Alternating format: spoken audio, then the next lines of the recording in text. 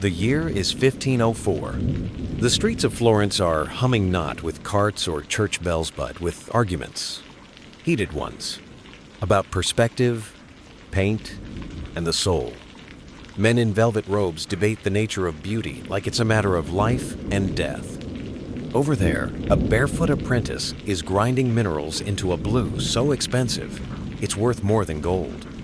And in the corner of a dim workshop, lit by candle wax and genius, sits a man dissecting a Corsino out of morbid curiosity, but because he believes the secrets of God are hidden in tendons.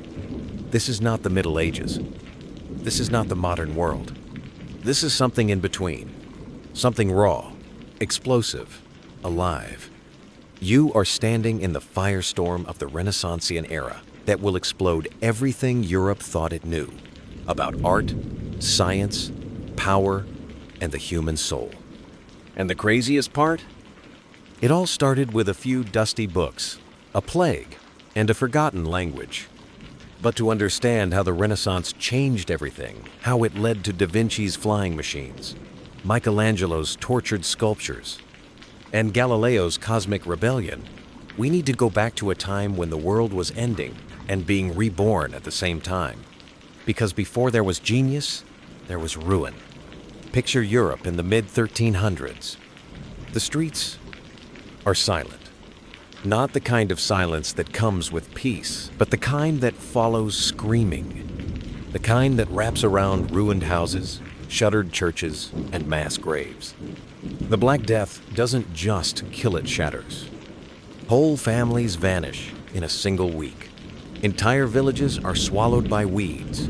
1 out of every 2 people is gone. And the survivors? They're not the same. They've watched their neighbors collapse in the streets, their skin blackened by infection. They've seen priests die just as quickly as thieves. They've heard every prayer, every chant, every plea for mercy, and none of it worked. God, it seems, went silent. Faith, once the bedrock of the medieval world, begins to crack. For centuries, the church had all the answers. But the plague proved something unthinkable. The clergy didn't know more than anyone else. The most pious monks died just as violently as the worst sinners. The spiritual order was undone, and with it, the certainty that heaven had all the answers. And somewhere in the ashes of that disillusionment, a question begins to form. Quietly, dangerously. This question, once heretical, finds a strange comfort in old places. The monasteries that once guarded knowledge now lie half-abandoned. Their scriptoriath silent rooms where monks copied text shave fall in quiet. But in these ruins, something astonishing begins. Scholars, desperate for purpose, begin to dig through the dust. In the basements of cathedrals, in forgotten abbeys and ruined universities, they uncover something older than the church. Books written not in the language of saints, but of thinkers, of pagans. Greek scrolls, Roman codices, philosophical treatises bound in cracked leather.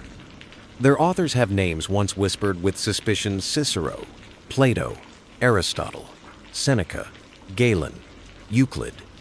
These aren't books of revelation, they're books of reason. And in the silence that follows the plague, reason sounds like hope. These ancient thinkers don't offer salvation, they offer something far more human understanding. Plato talks about the nature of the soul not in terms of sin, but in terms of balance. Aristotle writes about logic and ethics. Cicero discusses duty, the republic, and civic virtue. To a world drowning in grief, these ideas feel like medicine. They don't deny pain, but they explain it. They don't promise heaven, but they make sense of earth. And slowly, a new kind of curiosity awakens. A thirst, not just for answers, but for truth. Truth that can be tested, debated, observed. Truth that lives in the mind, not just the chapel. Italy, where the old world smolder. Why Italy? Because in the 14th century, Italy isn't a single nation. It's a chaotic mosaic of city-states: Florence, Venice, Milan, Genoa, Naples each, a miniature kingdom with its own ambitions, rivalries, and obsessions. And this chaos creates pressure. Pressure to compete, to impress, to excel. When Milan builds a cathedral, Florence wants to build one taller. When Venice sponsors a painter, Florence sponsors a genius. Art, architecture, and intellect become weapons in a cold war of culture. But it's more than competition. These cities sit on the bones of the Roman Empire. The ruins are everywhere. Columns jut from the ground like broken teeth. Latin inscriptions line the walls of public buildings. The past is not distant, here it's present. And in this soil of ancient pride and modern hunger, something takes root. In Florence, a circle of thinkers begins to gather. Not soldiers, not bishops, scholars. They meet in dusty attics, in candlelit chambers, in the back rooms of merchant houses. They read Plato. They debate Cicero. They begin translating Greek texts into Latin, then Latin into Italian, opening up ideas to those who've never held a book before. They call their movement humanism. It's not a rejection of God, but a recentering of humanity. Humanists believe people are capable of greatness, not just through divine grace, but through reason, will, and beauty. They believe that education isn't just for monks or noblesits for anyone with a mind. They believe that truth isn't locked in the heaven sights written in nature, in the body, in mathematics, in music. In short, they believe the human being matters. And here's the twist. It isn't kings who fund the humanists. It's merchants. Florence is full of them textile barons, bankers, traders, and many have more money than entire kingdoms. But they don't want swords. They want legacy. So they start patronizing art, paying for sculptures, funding schools, commissioning translations. Not out of charity, but out of pride, out of status, and out of an instinct that something new is happening. The most famous of them, the Medici family, begin collecting books like others collect jewels. By the 15th century, they've built one of the largest private libraries in Europe. Not for secrecy, but for sharing. They throw their wealth behind thinkers like Marsilio Ficino, who translates Plato into Latin and helps birth a new philosophione that blends Christian ideas with classical wisdom. At first, this rebirth is quiet. A handful of scholars, a few paintings, some dusty books. But like a spark in dry grass, it spreads. It leaps from city to city, from library to lecture hall. Artists begin to experiment with anatomy, with geometry, with the physics of light. Architects rediscover the arch, the dome, the symmetry of Roman design. Musicians search for harmony not just in sound, but in philosophy. And the whispers of humanism begin to echo through the halls of universities, through the pages of new printed books, through marble statues that look less like saints and more like us. And soon, they will reach even further into politics, into science, into the very stars. Because this rebirth is just getting started. And the next person to pick up a chisel, or a compass, or a quill, won't just honor the past. They'll reshape the future. At first, it looks like he's just staring. A man in his 20s, alone in a dusty Florentine workshop, just standing there, eyes locked on a massive, discarded block of Carrara marble. For hours, days, weeks, people walk by and shake their heads. "He's lost it," they whisper. "Just another artist gone mad." But Michelangelo isn't looking at stone. He's looking through it. Because inside that cold, scarred block, he sees a man tense, coiled, alive. And he's not sculpting him. He's releasing him. 3 years later, David emerges. Not the boy with a sling. Not the neat Sunday school version. No, this David is 17 feet of marble fury. Veins bulge from his hand. Muscles twist like ropes under skin. His eyes? Focused, unblinking, calculating. He hasn't killed Goliath. He's about to. When the statue is unveiled, Florence doesn't just gasp, it changes. Because this isn't religious art. This isn't decoration. This is power. And for the first time in centuries, art doesn't just reflect the world, it dares to challenge it. To understand the shock of David, you have to look back. For 1,000 years, art in Europe wasn't about people, it was about symbols. Saints, halos, gold leaf backgrounds. Everything was flat, stylized. Bodies weren't studied, they were sanitized. Jesus looked more like a wax doll than a suffering man. Mary floated. Shadows didn't exist. Perspective? Forget it. Pain wasn't allowed. Realism wasn't the point. Because art in the Middle Ages wasn't meant to be beautiful. It was meant to be holy. And then came the Renaissance. Suddenly, that old world cracked and the light poured in. In a workshop in Florence, a man named Filippo Brunelleschi does something outrageous. He paints a building, but it looks real. Not flat, not floating, real. Brunelleschi has rediscovered linear perspective, the mathematical method for simulating depth on a flat surface. With a vanishing point, horizon line, and a little geometry, artists could now create images that felt three-dimensional. The world didn't just have figures. It had space. From this moment, paintings start to breathe. Rooms stretch into the background. Streets narrow into the distance. Ceilings rise above heads. A single canvas could now contain an entire world. And this mathematical magic spreads fast. Artists like Masaccio and Leonardo da Vinci use it to create more than images, they create realities. Suddenly, viewers aren't just observers. They're inside the scene. But it wasn't enough to make space real. The body had to be real too. So artists got to work not just with paintbrushes, but with scalpels. They dissected corpses by candlelight, sketched bones, sinews, organs. They wanted to understand the machine of the human form, not for medicine, but for beauty. Leonardo da Vinci famously filled notebooks with anatomical drawings so precise they wouldn't be matched for 300 years. He studied how muscles coiled around bone, how eyes reflected light, how the heart pumped blood. To paint a hand, he believed, you had to know that hand from the bone outward. And it worked. Paintings began to look human. Not idealized, but recognizable. You could see the fear in a martyr's eyes, the tension in a neck, the ache in a mother's arm. This was more than realism.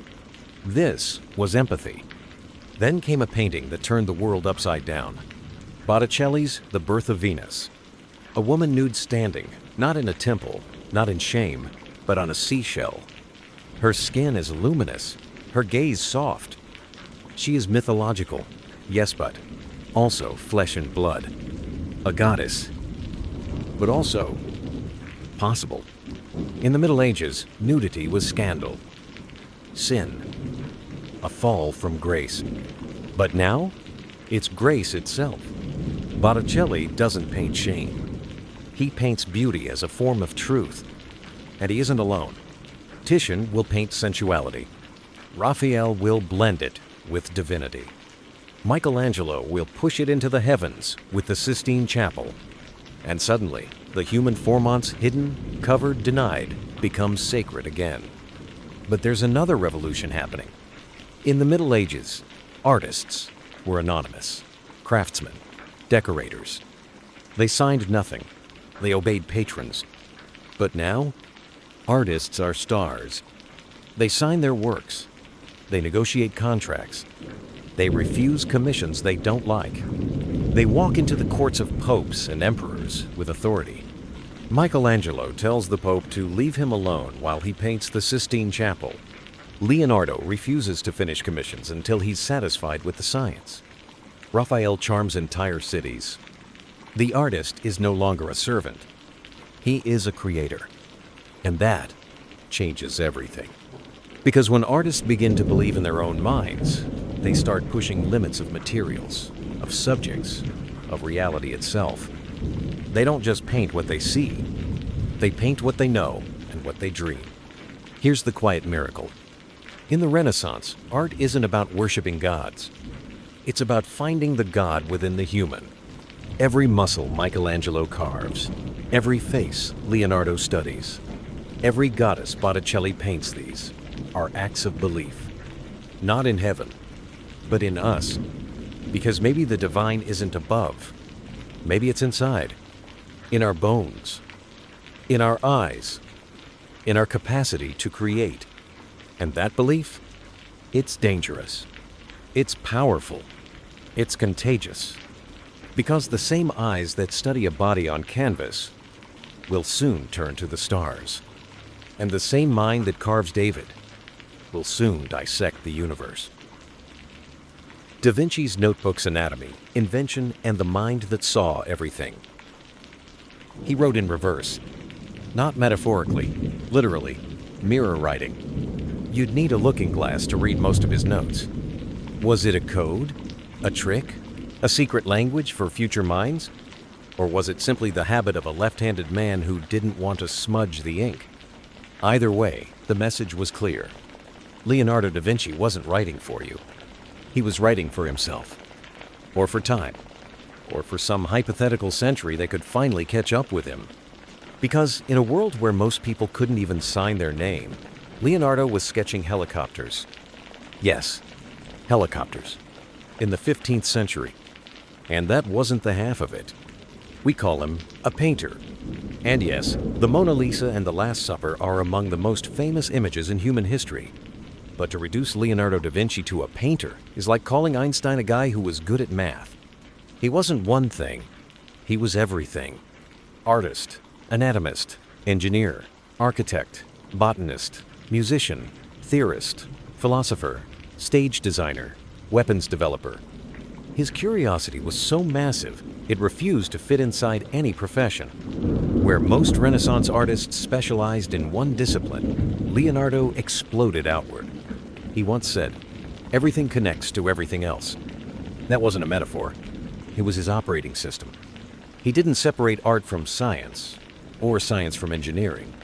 To him, it was all the same. An attempt to understand the divine machinery of the universe. We only know this because of what he left behind.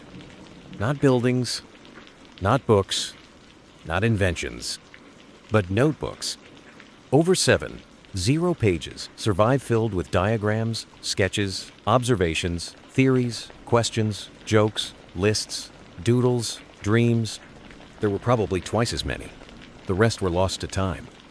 These notebooks are wild. Some pages have mechanical wings drawn on one side and a shopping list for wine and bread on the other.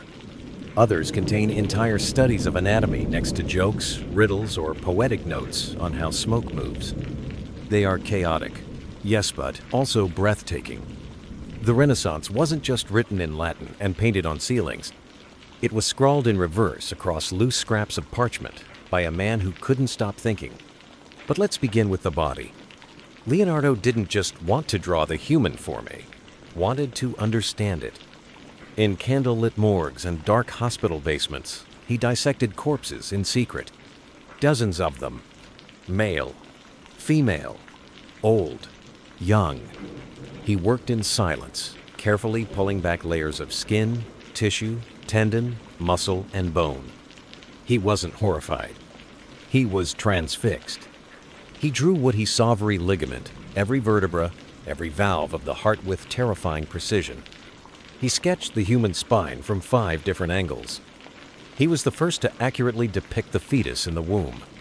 He dissected the human eye and tried to trace the path of vision. And he didn't just draw the parts, he annotated them. Detailed notes in his elegant mirror script, labeling every organ, every joint, every mechanism.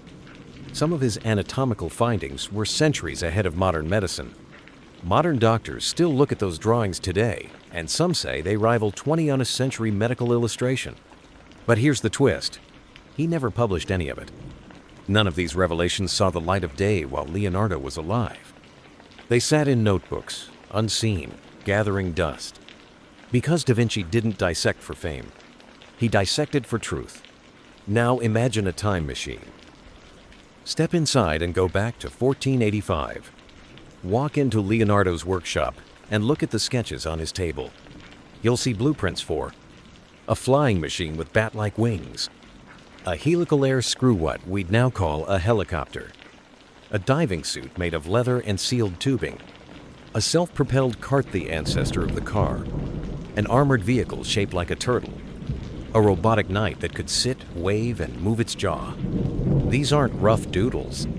They're engineering diagrams with measurements, labels, force distributions, and material notes. He designed bridges that fold, pulleys that lift mountains, and machines to polish mirrors for telescopes before telescopes even existed. Some designs were practical, some were theatrical, some were pure fantasy. But they all had one thing in common.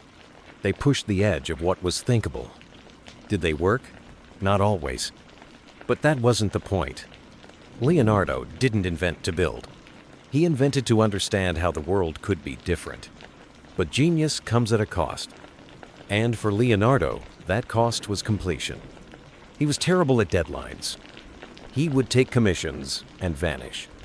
Spend years planning a project, only to abandon it at the last moment.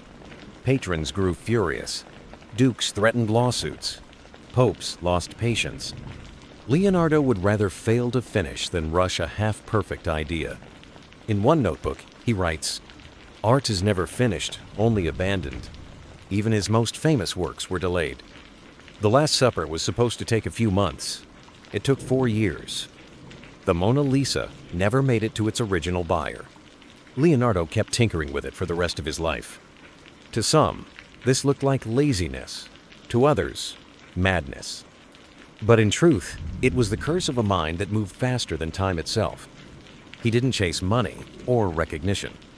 He chased patterns. He hunted the hidden structures beneath nature, the rhythms of motion, the design of life itself. Let's go back to his art, because even here, science was never far. Look at The Last Supper. This isn't just a mural, it's a psychological explosion. Every apostle reacts with raw emotion shock, disbelief, denial as Jesus announces his betrayal. The composition draws your eye directly to Christ, using invisible lines of perspective, gestures, and light. There are no halos, no gold backgrounds, just geometry and truth. Now look at the Mona Lisa. Her smile is an optical illusion. It changes based on your angle. Her eyes follow you because of how Leonardo blended shadow and light. The landscape behind her seems endless, fading into atmospheric perspective. These aren't tricks, they're experiments.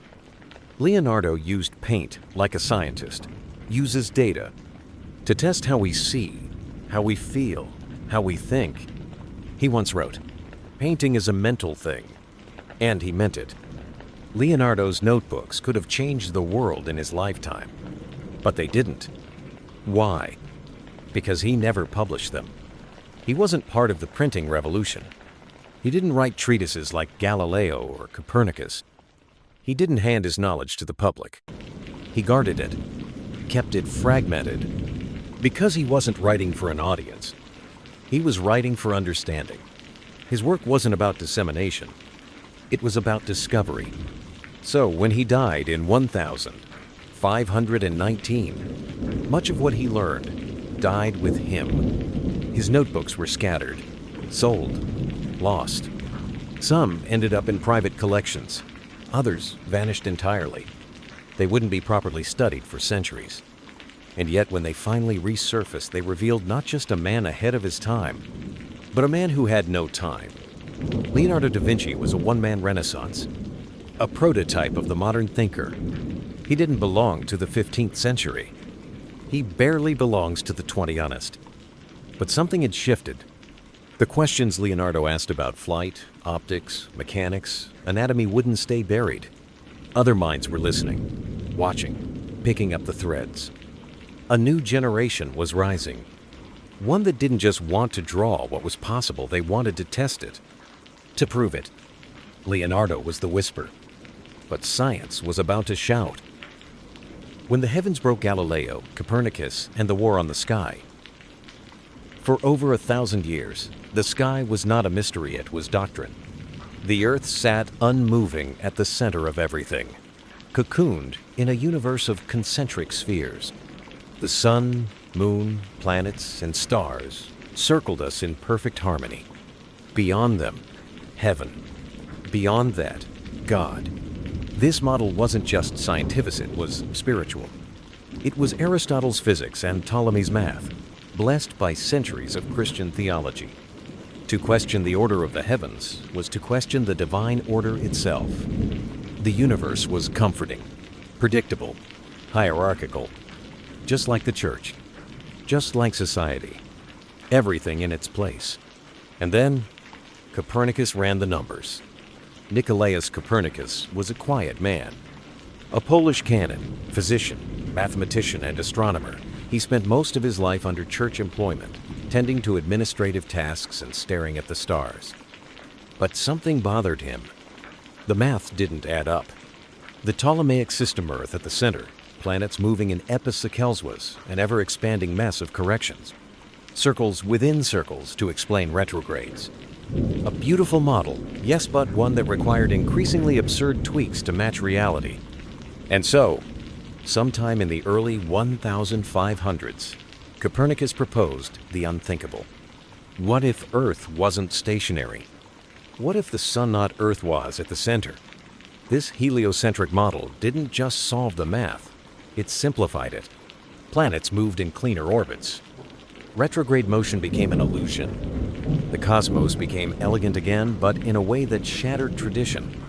Still, Copernicus didn't publish his theory immediately. He hesitated. For decades, he knew the storm it would create. When he finally allowed his book, On the Revolutions of the Celestial Spheres, to be printed in 1543, he was on his deathbed. It was safer that way. At first, few noticed. Copernicus's ideas circulated quietly among scholars. Many dismissed them as mathematical convenience rather than truth. After all, there was no proof. You couldn't feel the earth move. And scripture seemed clear. The sun rises, the sun sets. But Copernicus had cracked open the sky, and others would walk through. Enter Galileo Galilei, a brilliant mind born in Pisa, Italy in 1564. He studied motion, mechanics, pendulums. He had the soul of a scientist and the swagger of a rebel. In 1609, news of a Dutch invention, a simple spyglass, reached Italy. Galileo took the idea, refined it, and pointed it at the stars. And what he saw changed everything. The moon wasn't smooth. It was pocked with craters and mountain range and perfect, like Earth. Jupiter had moons of its own of theme orbiting not us, but the gas giant. Venus showed phases, like our moon proving it orbited the sun. The Milky Way? Not a cloud, but millions of stars. The geocentric model Earth, as the unmoving hub of the cosmos, collapsed under the weight of this evidence. But facts aren't always welcome. Galileo didn't hide in Latin. He wrote in Italian, the language of the people. He published Starry Messenger and became a sensation. Suddenly, average readers were seeing moon maps and sunspot charts. Suddenly, ordinary citizens were asking dangerous questions.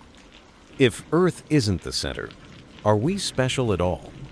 If church doctrine is wrong about the cosmos, what else is it wrong about? Galileo didn't just propose a new model. He challenged a worldview, and the church noticed. At first, church officials tolerated Galileo. Some even praised his work as long as he didn't claim heliocentrism as absolute truth. But Galileo was not a man of half measures. He had seen the evidence with his own eyes, and he believed others deserved to see it too.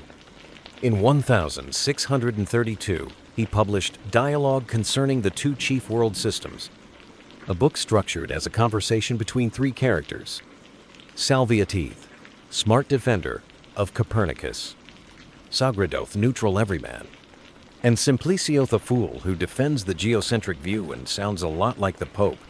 Whether it was intentional mockery or not, the damage was done. The Pope was furious. The Church convened the Roman Inquisition. In 1633, Galileo stood trial. He was 69 years old. Galileo was interrogated, threatened with torture, and forced to publicly recant his belief that the Earth moved around the sun. He obeyed. But legend says, as he stood up, he muttered, "I persi muove," and yet, it moves. He spent the rest of his life under house arrest, forbidden to teach, publish, or speak his truth. But the damage was already done. His book spread. His observations couldn't be unseen. And the seed he planted would bloom not in Florence or Rome, but across Europe and into the Enlightenment. The implications were cosmic and personal. The sky was no longer perfect. The stars were not fixed. Earth was not central. The heavens broke. And when they did, so did the walls around human understanding. Now, science wasn't about agreeing with tradition. It was about testing, observing, doubting. The telescope wasn't just a tool, it was a weapon against ignorance. The universe became vast, terrifying, beautiful, and knowable. The Copernican and Galilean revolutions did not end with house arrest or excommunication. They sparked Kepler's laws of planetary motion replacing circles with ellipses, Newton's laws of motion and gravity explaining how and why the planets move, the Enlightenment where observation, reason, and empirical evidence became sacred. And beyond science, these revolutions reshaped our identity. If we're not the center of the cosmos, then maybe our value doesn't come from our place in the universe, but from our ability to understand it. That was the real revolution. The Renaissance gave us glorious art, rediscovered philosophy, miraculous inventions, but it also gave us something quieter and far more dangerous. Permission to doubt, to ask, what if we're wrong? To say, let's look again. To believe the truth is worth the risk. And that courage didn't stay in the sky. Because the next realm Renaissance thinkers would probe wasn't out there among the stars. It was inside the human soul. The rebirth of the individual humanism, selfhood, and the inner world. For most of medieval Europe, the idea of you didn't really exist. Identity was assigned, not explored. You were a peasant, a noble, a monk, a mother, a soldier. You were born into a role, lived inside it, and died without ever asking why. There was no self to discover, only a soul to save. Your value was determined by obedience, piety, and place in the divine chain. And the inner world, the mind, the heart, the voice within, was irrelevant, distrusted. Curiosity was dangerous. Doubt was sinful. Individuality was pride, and pride led to the fall. And then the Renaissance happened. Not all at once, not everywhere, but slowly, steadily. People began to look inward, and they didn't find sin. They found potential. It started in books, ancient books, dug up, dusted off, and devoured.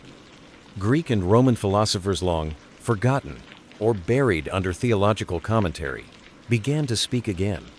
Cicero, Seneca, Epictetus, Plutarch. They weren't talking about salvation. They were talking about virtue, reason, civic duty, and self-knowledge. This wasn't heresy, it was humanism. Humanism didn't reject God, but it recentered the human as a worthy subject of study, not just as a sinner, but as a thinker, a creator, a moral actor. Humanists believed that truth wasn't just found in Scripture, it was written into the human condition. And so, across Italy, then France, then England, the ink began to flow. Essays on ethics and governance, letters discussing education and eloquence, biographies celebrating individual lives, not just saints. In the old world, books told you how to live. In the new one, they asked who you were. One man stands at the edge of the medieval and modern worlds, Francesco Petrarch, a scholar, poet, and obsessive collector of ancient texts.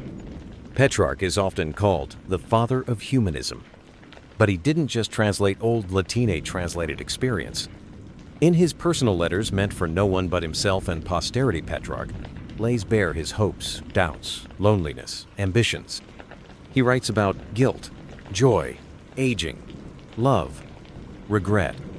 He's not a character in a religious drama. He's a person messy, flawed, reflective. And for the first time, reading his words, you don't feel like you're studying history. You feel like you're reading someone's mind. He even writes a letter to Cicero, dead for 400 years, as if the Roman orator could answer. That's not just admiration. That's the beginning of a dialogue across time. And Petrarch's invention of the sonetta form of poetry built for introspection becomes a mirror for the soul. He writes not about war or saints, but about Laura, the love he could never have, about longing, about impermanence. This was new. The inner life had entered literature. Humanism didn't just change what people read, it changed how they learn. Medieval education was based on theology and logic designed to produce priests and obedient citizens. But Renaissance educators had a new goal: to shape the whole person. A humanist education meant grammar, rhetoric, history, poetry, philosophy. It meant learning how to speak, argue, and reason. It meant understanding beauty, not just reciting dogma. Erasmus of Rotterdam, a Dutch priest and scholar, became one of the most famous educators of the era. He believed in reform through knowledge, not violence. He wrote witty, sharp critiques of corruption in the church, but always defended the power of reason and virtue. To Erasmus, education was salvation, not just of the soul, but of the mind. As humanism spread, something strange happened to art. Portraits, real ones, lifelike, individual. No more idealized saints, no more identical Madonnas. Artists began painting real people with scars, wrinkles, personality. In the Arnolfini portrait by Jan van Eyck, you don't just see a couple, you see a moment, a signature, a world. In Leonardo's Lady with an Ermine, you don't just see a woman, you see her mind working. And in Dürer's self-portrait, you see something that would have been unthinkable a century earlier. An artist gazing directly at the viewer as if to say, I am worth seeing. The idea of the self as unique, as meaningful, as knowable, was now on canvas. Then came a revolution of ink. The printing press. Invented by Johannes Gutenberg in the mid-15th century, books, once copied by hand, could now be produced by the thousands. And not just Bibles but letters, essays, treatises, plays, pamphlets, diaries. The private mind became public. For the first time in history, individuals could record their thoughts and have them read by strangers. A single voice could echo across cities. A single idea could change the world. The age of anonymous obedience was over. The age of authorship had begun. Fast forward to France, the late 1500s. A retired magistrate named Michel de Montaigne decides to turn inward. He locks himself in a tower filled with books, opens his mind, and starts writing. What he creates is not a treatise, not a poem, not a history, but something new. The essay. Literally, to try. In his essay, Montaigne doesn't claim to be wise. He doesn't preach. He explores, wonders, contradicts himself. He writes about everything: sleep, smells, parenting, fear, sex, death. He admits ignorance. He tells stories. He questions himself in public. Reading him feels like talking to a friend who's also interrogating their own existence. And in doing so, Montaigne invents the modern self-reflective voice. He says, I am myself the matter of my book. And for the first time in history, that's considered enough. But this new individual consciousness wasn't just literary. It was spiritual. Martin Luther, a German, ignited the Protestant Reformation by questioning the authority of the Catholic Church and insisting that individuals could interpret Scripture for themselves. every man a priest. That was the radical idea. That you didn't need a bishop or pope to tell you who you were before God. That faith was personal, internal, direct. This wasn't just theology. It was identity. It told every person, rich or poor, literate or not, that they had a soul worth arguing for. And once that idea entered the bloodstream of Europe, it couldn't be undone. And then came the voice that captured all of it. William Shakespeare, a glovemaker's son from Stratford-upon-Avon, with no formal university education, who somehow became the architect of the modern psyche. In his plays, we find not just kings and fools but selves that question themselves. To be or not to be? What a piece of work is man. I am a villain. No, I am not. Shakespeare's characters don't speak to God. They speak to themselves. They reflect, doubt, evolve. They are fractured and human. And as audiences watched, they began to recognize something terrifying and beautiful. The self is not simple. It's layered, changeable, alive. And so is everyone else. By the end of the 1500s, something unimaginable had occurred. The interior world was real. The self had weight. And the individual wasn't a whisper inside the collective anymore. They were a force. On the page, in the portrait, in the pulpit, on the stage, in the mirror. The Renaissance did not just paint angels and discover stars. It invented you. Not perfectly, not completely, but undeniably. It asked, who are you when no one is watching? What do you want to know? What do you believe? What do you feel when you close your eyes? These were not medieval questions. They were modern. They were revolutionary. They were dangerous. And they still are. The Renaissance and the rise of power politics, Machiavelli, and the game of states. The Renaissance wasn't born in a vacuum. It was born in chaos. Italy, its cradle, wasn't a unified country. It was a fractured battlefield of city-states. Florence, Milan, Venice, Naples, the Papal States. Each a nation in miniature, each ruled by a different house or faction, each armed with its own ambitions, spies, and swords. All around them, larger empires stirred. France, Spain, the Holy Roman Empire, the Ottoman Turks. The map of Europe was a chessboard. The pieces were human. And the game? Survival. This was no age of innocence. It was an age of assassination, shifting alliances, power without pity. And in this dangerous crucible, a new kind of political mind was forged. Not the philosopher king, not the saint, but the strategist. For centuries, Western political thought had been ruled by theory, not reality. Plato imagined his republic ruled by wise philosopher kings. Christian theology spoke of divine monarchy kings as God's appointed guardians, leading with justice and piety. But the Renaissance exposed a rift between how power should work and how it actually did. In Florence, you didn't survive by being righteous. You survived by being clever. You didn't win wars by praying. You won by hiring the best mercenaries, stabbing the right backs, marrying the right daughter. Politics wasn't idealistic. It was human, brutal, calculated. And then came the man who dared to say it out loud. Niccolò Machiavelli was born in Florence in 1469, a city ruled by ambition and almost constantly on fire. He wasn't a noble. He wasn't a soldier. He wasn't even rich.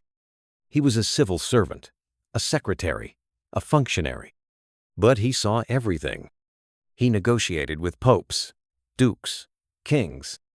He watched the rise and fall of Cesare Borgiason, of Pope Alexander Zia, brutal tactician who fascinated and horrified Machiavelli. He witnessed the collapse of the Florentine Republic, the return of the Medici family, and his own disgrace. In 1512, Machiavelli was exiled, tortured, humiliated, cast out of politics. And what did he do? He wrote a book, Il Principe, The Prince. It was unlike anything Europe had ever read. It was not a book about how to be a good person. It was a manual for how to get power and keep it. And Machiavelli's advice was shocking. It is better to be feared than loved. A prince must learn how not to be good. The end justifies the means. He didn't glorify cruelty, but he accepted it. He didn't praise lies, but he understood when they worked. He said, "Look at the world as it is not, as it should be." To some, this was satanic. To others, it was revolutionary honesty. For the first time, someone had stripped politics of morality and revealed the machinery beneath. Cold, sharp, ruthless. And whether you loved him or hated him, Machiavelli changed the game. Machiavelli wasn't alone. Across Europe, kings and counselors were waking up to the same truth. Power doesn't ask for permission. Francis I of France centralized his authority by weakening the nobility. Charles V ruled a global empire by inheritance and military might. Henry VIII broke with the Catholic Church not for theology, but for a divorce and dynastic survival. The era of knights and chivalry was over. This was the dawn of statecraft. War became professional. Diplomacy became strategic. Governments began to collect taxes, keep standing armies, monitor citizens. The Renaissance didn't just birth art and science. It birthed the modern state. But no discussion of Renaissance politics is complete without the towering presence of the Catholic Church. For centuries, the Pope had been more than a religious leader. He was a political juggernaut. The Papal States had armies, borders, spies. Popes crowned emperors, waged wars, excommunicated kings. But even the Vatican wasn't immune to Renaissance realpolitik. Popes like Alexander VI and Julius II acted more like mafia dons than spiritual guides. They schemed, bribed, built massive palaces, funded artists but also mercenaries. The Reformation, sparked in part by this corruption, wasn't just a spiritual revolt. It was a political explosion. Nations broke away from papal control. Kings seized church lands. Religion became a weapon of state identity. And behind it all, Machiavelli's ghost whispered, "Power bends morality, not the other way around." And then came the printing press. Suddenly, political ideas weren't locked in courts and universities. They spread fast. Pamphlets, polemics, essays. Ordinary citizens began reading about liberty, tyranny, citizenship. Political consciousness started to bloom not just among rulers, but the ruled. Writers like Guicciardini, Jean Bodin, and later Hobbes and Locke. All of them traced their lineage back to Machiavelli. The prince was no longer a mythic figure. He was a man, calculating, fallible, replaceable. Even art felt the tremors of this political awakening. In the paintings of Titian, rulers posed not with halos but with armor, dogs, and swords. In the frescoes of Palazzo Vecchio, history is retold not as divine plan but strategy and ambition. The individual, glorified by humanisms, was now cast on a political stage. Princes wanted portraits. Dynasties wanted narratives. Nobles wanted legacies etched in marble, sung in poems, painted in oil. Power had become performance. But here's the twist. While Renaissance thinkers studied power, many of them also feared it. Machiavelli himself was no tyrant. He loved the Republic. He dreamed of a Florence ruled by law, not cruelty. And others like Erasmus and Thomas More imagined gentler worlds. More's utopia wasn't just satire. It was a critique of corruption. A dream that maybe someday politics could serve Pio Plenot, just control them. So the Renaissance left us with a paradox. It exposed power's ugliest mechanics, but also imagined something better. Today, we still live in Machiavelli's shadow. We still ask, should leaders be moral or effective? Is it better to tell the truth or win? Do ends ever justify means? These questions weren't born in the Enlightenment. They were forged in the Renaissance, in blood and parchment, beneath frescoed ceilings, behind locked palace doors, because the Renaissance wasn't just about beauty. It was about power, how it works, who gets it, and what it does to those who hold it. And understanding that was as revolutionary as discovering the stars. Renaissance women power, silence, and the voices that broke through. The Renaissance gave birth to revolutionary ideas about reason, art, science, the soul. But for most women, it was still a cage. In theory, the era celebrated human potential. In practice, that potential often came with an asterisk: only male. While men painted, printed, dissected, debated, and ruled, women were expected to remain in the margin, silent, modest, obedient. Their bodies were muses, their names absent, their minds too often dismissed or simply erased. The ideal Renaissance woman was beautiful, chaste, well-mannered, and above all contained.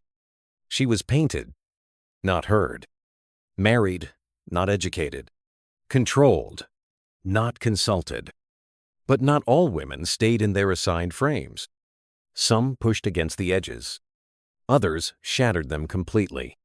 Humanism celebrated the mind and, in rare cases, that included the female mind. A few bold thinkers argued that women, too, were capable of reason and virtue. In elite families, especially in Florence, Ferrara, and Venice, a handful of daughters received formal education, the exception, not the norm. One of the most famous was Isata Nogarola, born in 1418 to a wealthy Veronese family. She studied Latin, philosophy, rhetoric, the traditional tools of humanist education. She wrote letters, dialogues, and essays on theological topics that stunned male scholars. But the backlash was vicious. Men mocked her intellect, called her immoral, accused her of impropriety simply for writing publicly. Her response? A groundbreaking dialogue called On the Equal or Unequal Sin of Adam and Eve, which questioned why Eve bore more blame for the fall than Adam. It was one of the earliest feminist theological texts in Europe, and it was written before the printing press had even taken hold. Long before Mary Wollstonecraft or Simone de Beauvoir, there was Christine de Pizan. Born in Venice in 1364 and raised in France, Christine became Europe's first known female professional writer. After being widowed in her 20s and left to support her children, she turned to her pen not just for expression, but for income. Her most famous work, The Book of the City of Ladies, imagined a symbolic city built to protect women's Honora fortress of female virtue, intelligence, and achievement. She wrote, "If it were customary to send little girls to school as we do boys, they would learn just as well." She defended Joan of Arc. She critiqued misogynistic literature. She wasn't just writing for women, she was fighting for them. And she did it all within the confines of a deeply patriarchal society, which made her voice even more radical. Even when women weren't allowed to hold office or publish philosophy, they still shaped the Renaissance with money. Wealthy noblewomen, queens, and duchesses became patrons of art, literature, and education. Isabella d'Este, Marchesa of Mantua, assembled one of the most famous art collections in Italy. She corresponded with Leonardo da Vinci, Titian, and poets across Europe. She wasn't just a patron, she was a tastemaker. Lorenza de' Medici, known as the Mother of the Renaissance, used her family's fortune to support schools, libraries, and artists, including Sandro Botticelli. Catherine de' Medici, Queen of France, shaped European politics for decades through her diplomacy and patronage even, as rumors painted her a poisoner and sorceress. These women understood something critical. If you can't sit on the throne, fund the court around it. And through patronage, they carved out soft power influence that outlasted many of the men they supported. Most female creativity in the Renaissance was domestic embroidery, song, storytelling. But some women refused to stay anonymous. Sofonisba Anguissola was a painter from Cremona who rose to international fame. Trained in the male-dominated world of portraiture, she broke the mold by signing her work rare for women, rarer still for someone of her social status. Artemisia Gentileschi, born in 1593, went even further. After being raped by her tutor and enduring a public trial at age 17, she became one of the most powerful painters of her era. Her paintings, Judith slaying Holofernes, for example, are explosive, visceral, unapologetically violent, not passive Madonnas but women fighting back. Artemisia's art wasn't just aesthetic. It was a reckoning. And today, her works hang in the same galleries as Caravaggio and Titian where they always belonged. Some women didn't just influence power. They held it sometimes from behind the veil, sometimes with a sword. Isabella I of Castile ruled alongside Ferdinand, united Spain, funded Columbus's voyage, and oversaw the rise of the Spanish Empire. Ruthless, devout, strategic. She proved that queens could conquer. Elizabeth I of England, daughter of Henry VIII and Anne Boleyn, outwitted plots, defeated the Spanish Armada, and transformed England into a major European power. She famously claimed she had the body of a weak and feeble woman, but the heart and stomach of a king. Her reign was a balancing act of image, diplomacy, and willpower, and she played it like a master. In public portraits, Elizabeth becomes more than a monarch. She becomes myth. A living icon, adorned in symbolism. Roses for peace, globes for dominion, snakes for wisdom. She ruled in a man's world as no man could. Despite these exceptions, most Renaissance women were locked in systems they didn't design. Marriage was destiny. Dowries were currency. Education, if allowed, focused on chastity, music, and obedience. Women's writing was often published anonymous, lore stolen. Their letters were censored, their bodies controlled, their opinions ridiculed. But within those boundaries, resistance bloomed. In letters, in salons, in secret diaries, in whispered poems, in music played for no audience but the moon. And over time, those small acts, those silent rebellions began to build something bigger. History forgot most Renaissance women. Their books weren't printed. Their art wasn't preserved. Their names didn't make it into the textbooks. But some survived. Enough to tell us that the Renaissance was never just a story of men with brushes and books. It was also a story of women with locked minds and unlocked courage. And every time one of them signed her name, published her work, raised her voice, picked up a quill or a brush or a crown, she cracked open a door, one that millions would eventually walk through. The edge of the Renaissance exploration, empire, and the cost of curiosity. The Renaissance began in the library, the studio, the laboratory. But it didn't stay there. As minds opened to the mysteries of anatomy and the motion of the stars, another kind of curiosity took hold. A question that had haunted Europe for centuries. What else is out there? The medieval world had boundaries real and imagined. The edges of maps were filled with monsters, uncharted seas, and the phrase "Hic sunt draconischer be dragons." But now, those maps were being rewritten. The stars had been questioned. The church had been challenged. The self had been discovered. What was left? The world. By the late 1400s, Europe was technologically ready to leave its shore sand, mentally prepared to believe it should.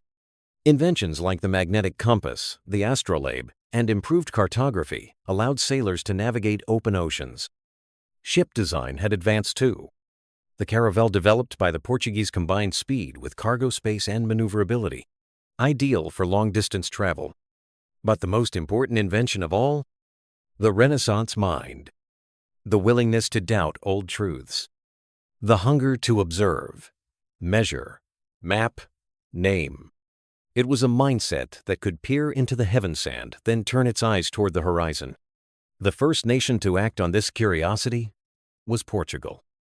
Under Prince Henry the Navigator, Portuguese sailors pushed further down the west coast of Africa than anyone before them.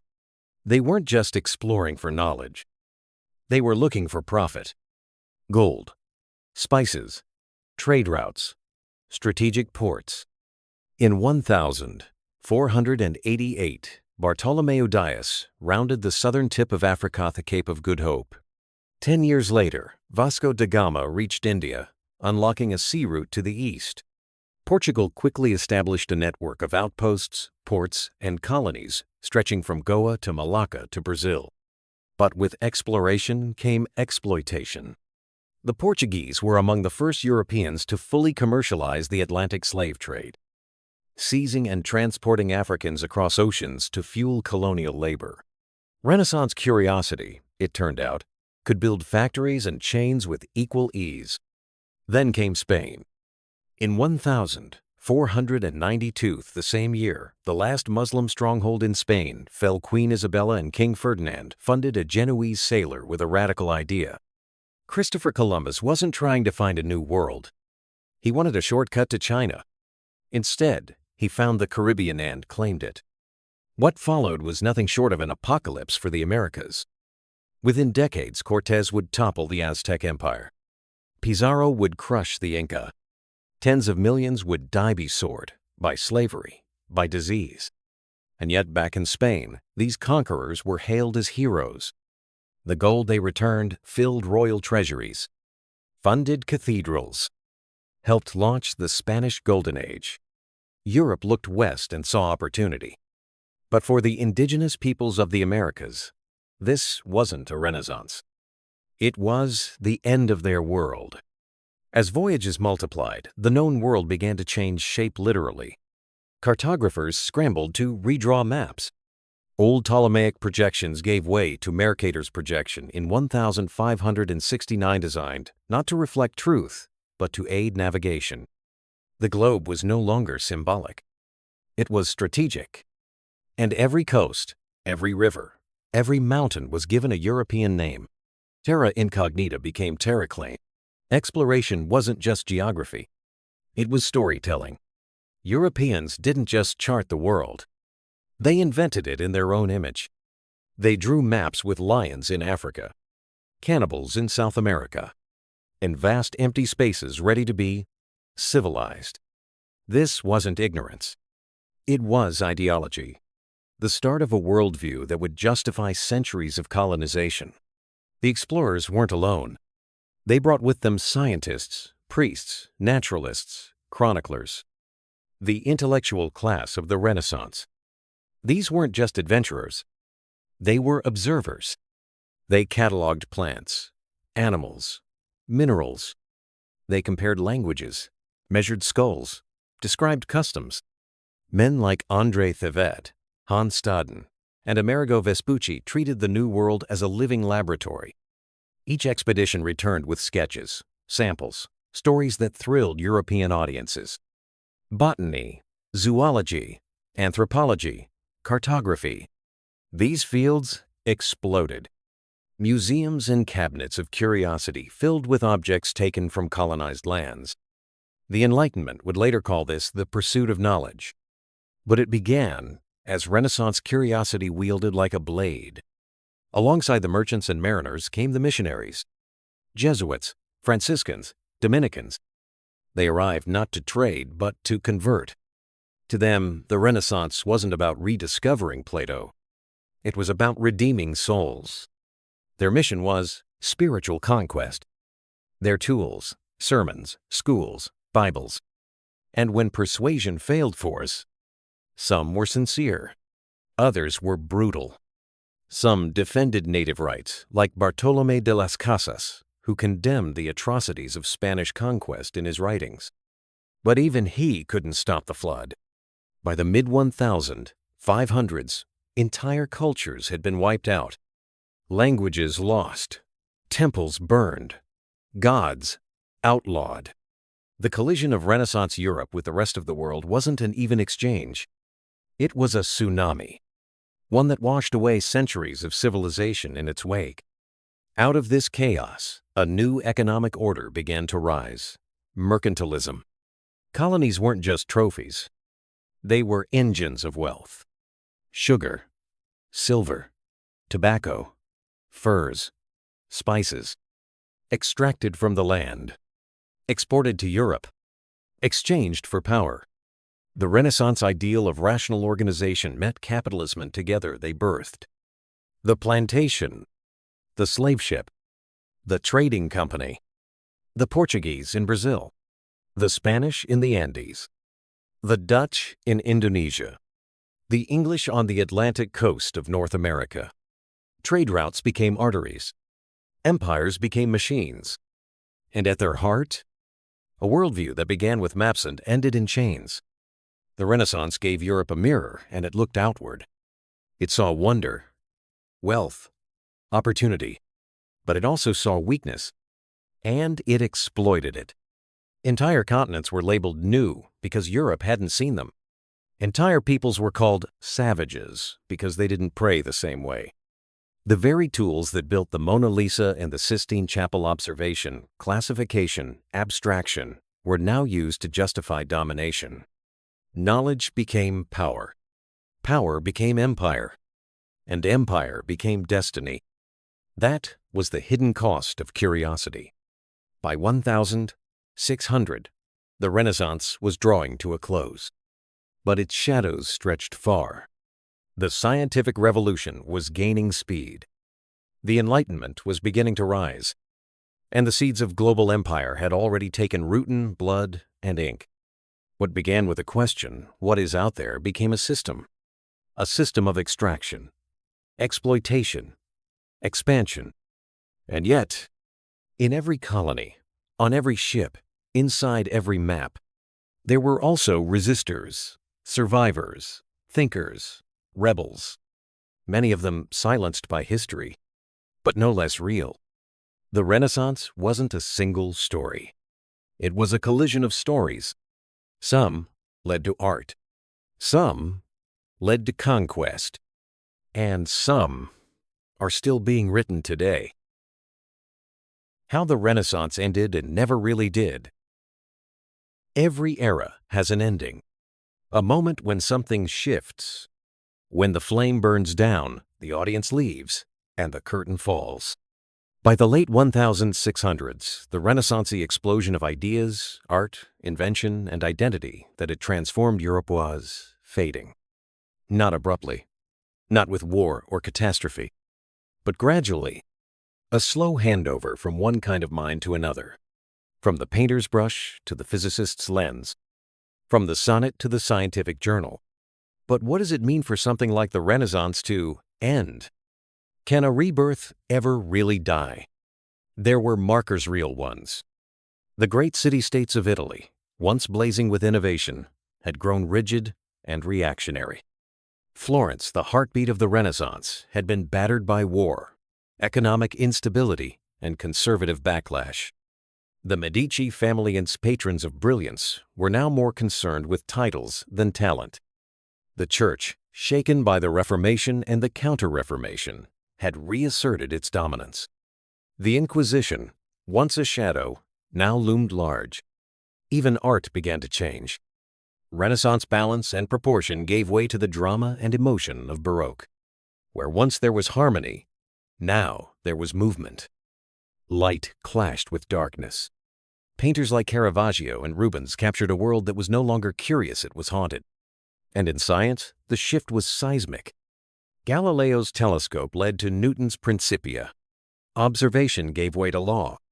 Philosophical musings about nature turned into calculus and mechanics. The Renaissance didn't die. It evolved. But in doing so, it ceased to be itself.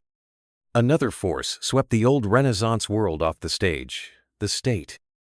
In the 1400s, Europe was a patchwork of fiefdoms, duchies, republics, and papal lands. By the 1600s, the age of the modern nation-state had begun. Kings like Louis XIV of France centralized power, demanded loyalty, crushed dissent. The printing press, once a tool of open inquiry, became a machine of propaganda. State churches, standing armies, imperial navies, all pointed toward a new world order. The Renaissance ideal that the world could be changed by minds and hands, by paint and reason, was being replaced by a colder reality. The world would now be changed by governments. And they didn't need humanists. They needed bureaucrats. The Renaissance had once been a song sung to the individual. Think, create, question. But now, in many places, the chorus was silence. In Italy, intellectuals were censored or co-opted. In Spain, the Inquisition strangled dissent. In France, philosophers tiptoed around absolutist courts. Even in England, where Shakespeare had spoken to the soul, the arts began to retreat into allegory and caution. The Self-Once reborn was being watched. And yet, something strange was happening. Even as the Renaissance formally ended, its influence deepened. It had planted seeds everywhere. You could see it in the scientific revolution, where Newton stood not alone, but on the shoulders of Copernicus, Galileo, and da Vinci. You could see it in philosophy, where Descartes asked cogito ergo sum, I think. Therefore, I am man revived the Renaissance focus on interiority. You could see it in education, where the trivium and quadrivium expanded into humanities, sciences, and critical thinking. You could see it in printing, where millions now read not only scripture, but ideas. Even the Protestant Reformation, though a challenge to Renaissance Rome, was itself unthinkable without the Renaissance's call to personal conscience and literacy. The Renaissance did not build a temple. It scattered sparks. And while the architects faded, the fire moved on. The 1700s brought the Enlightenment reason, empiricism, political philosophy. But the Enlightenment wasn't a break from the Renaissance. It was its echo. Voltaire, Rousseau, Kant. They all owed their intellectual DNA to the humanists. They read Montaigne, debated Machiavelli, studied Leonardo, admired Erasmus. The Renaissance had taught Europe to ask, what is a human being? The Enlightenment asked, what rights should a human being have? Without the first question, the second would never have been spoken. And then came another twist. For centuries, the Renaissance had been seen as a European story, a triumph of the West. But the truth is deeper. The Renaissance didn't rise from nothing. It was fueled by translations from the Islamic world, by math from India, by ancient texts preserved in Baghdad, Cordoba, and Constantinople, by Arabic astronomy, Persian medicine, Chinese inventions like paper and gunpowder. Even as Europe claimed discovery, it was inheriting. And today, scholars speak of global renaissances. The Harlem Renaissance, where Black artists reclaimed identity through literature, jazz, and art. The Negritude movement in Francophone Africa and the Caribbean.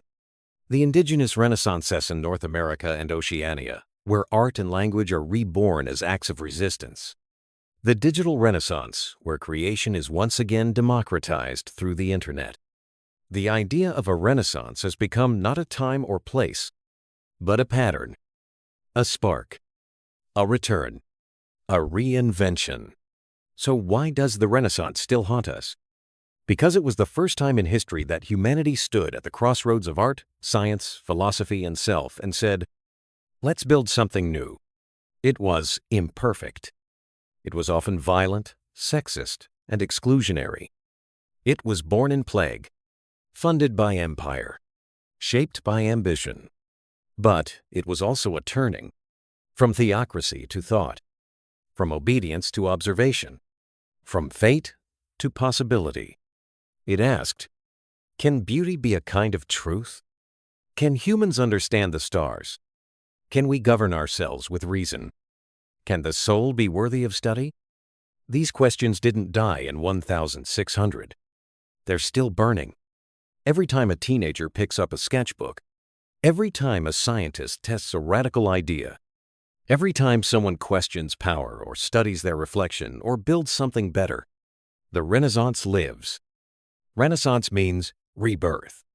Not a place, not a period, but a process. It happens in Florence. It happens in Lagos. It happens in Detroit basements, in Mumbai startups, in refugee classrooms, in quantum labs. It happens every time we say, let's learn, let's imagine, let's dare.